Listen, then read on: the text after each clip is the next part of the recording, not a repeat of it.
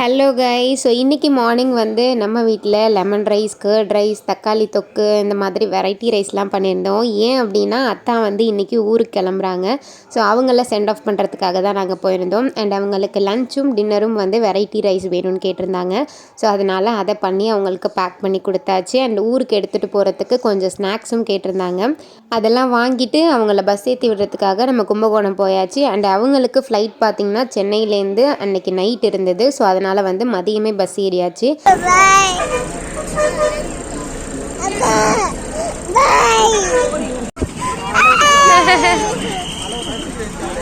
பாய் பாய் பாய்.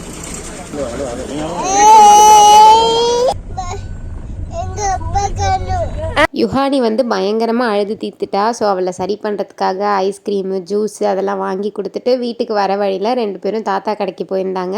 போயிட்டு அப்படியே வீட்டுக்கு வந்தாச்சு. இன்னொரு வீடியோவில் பார்க்கலாம். பாய்.